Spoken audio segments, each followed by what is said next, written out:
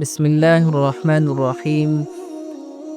عزیز من، میں خالد سیف اللہ موتیہاری ہوں۔ گزشتہ قسط میں ہم نے نبی کریم صلی اللہ علیہ وسلم کی ولادت مبارکہ اور اس نور کی آمد کا ذکر کیا تھا جس نے ایک عہد کو بدلنے کی بنیاد رکھ دی۔ آج ہم اسی سلسلے کو آگے بڑھاتے ہوئے حضور اکرم صلی اللہ علیہ وسلم کے بچپن کے اس نور کی طرف آتے ہیں جہاں یتیمی کے سائے ہیں، مگر ساتھ ہی رحمت کے آثار بھی نمایاں ہوتے ہیں جو ابتدا ہی سے اس زندگی کے گرد محسوس کیے جاتے ہیں۔ عزیز من، آج کی قسط کا عنوان ہے یتیمی کے سائے اور رحمت کے آثار۔ آئیے سیرت کے اس نازک اور معنی خیز مرحلے کو سمجھنے کی کوشش کرتے ہیں۔ مکہ کی ریت پر سورج کی تپش ابھی اپنے شباب پر تھی، مگر ایک ننھے دل کے گرد سرد ہواؤں کی جھکڑ چل رہے تھے۔ وہ گھر جو کبھی آمنہ کی گود کی گرمی اور محمد صلی اللہ علیہ وسلم کے ننھے قدموں کے چاپ سے گونجتا تھا، اب خاموشی کے سمندر میں ڈوبا ہوا تھا۔ عبداللہ، وہ باپ جو اپنے بیٹے کو دیکھنے سے پہلے ہی رخصت ہو گئے تھے، اب صرف ایک یاد بن کر رہ گئے تھے، اور اب آمنہ، وہ ماں جن کی آنکھوں میں اپنے لختے جگر کے لیے خوابوں کی جہاز سجے تھے، اس ننھے وجود کو تنہا چھوڑنے والی تھیں۔ محمد صلی اللہ علیہ وسلم ابھی 6 برس کے ہی تھے جب ایک صبح ان کی زندگی کا سورج ڈھلنے لگا۔ آمنہ اپنے بیٹے کو لے کر یثرب سے واپس آ رہی تھی جہاں وہ اپنے شوہر کی قبر پر فاتحہ پڑھنے گئی تھی۔ صحرا کے ریت ان کے قدموں تلے جل رہی تھی اور ان کے دل میں ایک عجیب سی بے چینی موجزن تھی۔ ابوا کے مقام پر وہ بیمار پڑ گئی اور ان کے سانسوں کی ڈور کمزور ہوتی چلی گئی۔ ننھا محمد ان کے پاس بیٹھا تھا، ان کے معصوم آنکھوں میں سوال لہرا رہے تھے مگر زباں خاموش تھی۔ آمنہ نے اپنے بیٹے کے چہرے کو دیکھا اور ان کے لبوں پر آخری مسکراہٹ کھل اٹھی۔ وہ مسکراہٹ جو گویا کہہ رہی تھی کہ میرا نور اب دنیا کی رہنمائی کرے گا، اور پھر وہ چلی گئی۔ ماں کی گود چھن گئی اور یتیمی کا سایہ اس ننھے وجود پر پڑ گیا۔ صحرا کی ریت نے اس ماں کو اپنی آغوش میں لے لیا اور ننھا محمد سر جھکائے مکہ کی طرف لوٹ آیا۔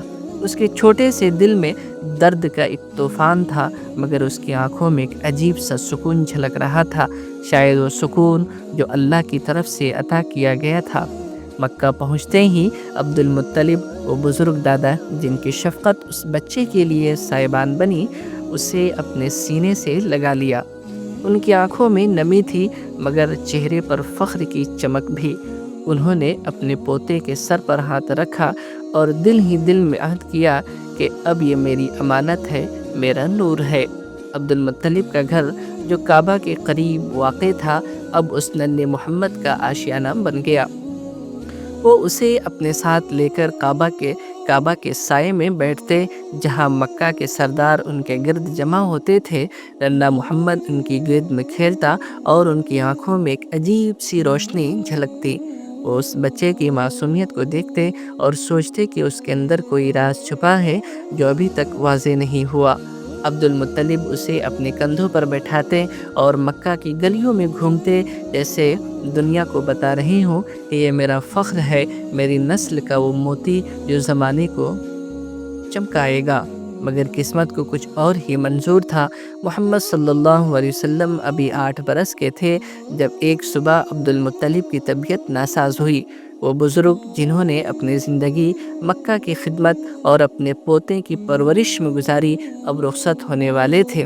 انہوں نے اپنے بیٹوں کو بلایا اور اپنے آخری لمحوں میں ننھے محمد کو اپنے قریب بٹھایا۔ ان کے ہاتھ اس کے سر پر تھے اور ان کی زباں پر دعا تھی، اے اللہ، اسے اپنی حفاظت میں رکھنا، یہ میری امانت ہے۔ اور پھر وہ بھی چل بسے۔ مکہ کے سرداروں کے چہروں پر سوگ کی لکیریں کھینچ گئی اور ننھا محمد ایک بار پھر تنہا ہو گیا۔ اب اس کی سرپرستی کا بوجھ چچا ابو طالب کے کندھوں پر آیا۔ ابو طالب جو عبد المطلب کے بیٹوں میں سے ایک سادہ اور نیک دل انسان تھے، اپنے بھتیجے کو اپنے گھر لے آئے۔ ان کی بیوی فاطمہ بنت اسد نے اسے ماں کی طرح پیار دیا اور ان کے بچوں نے اسے اپنا بھائی سمجھا۔ ابو طالب کا گھر غریب تھا مگر اس میں محبت کی دولت تھی۔ ننھا محمد اس گھر میں پلنے لگا۔ اس کے قدم اب مکہ کی گلیوں میں چلنے لگے اور اس کا دل ان لوگوں کے لیے دھڑکنے لگا جو اس کے گرد تھے۔ وہ بکریاں چراتا، صحراؤں کی ہواؤں سے باتیں کرتا اور اپنے اندر ایک عجیب سی کشش محسوس کرتا، شاید وہ کشش جو اسے اپنے عظیم مقصد کی طرف لے جا رہی تھی۔ یتیمی کے سائے گہرے تھے مگر اس ننھے وجود کے اندر رحمت کے آثار ابھر رہے تھے۔ اس کی آنکھوں میں وہ چمک تھی جو ظلم کو دیکھ کر بھڑک اٹھتی تھی، اور اس کے ہاتھوں میں وہ شفقت تھی جو مظلوموں کے زخموں پر مرہم رکھتی تھی۔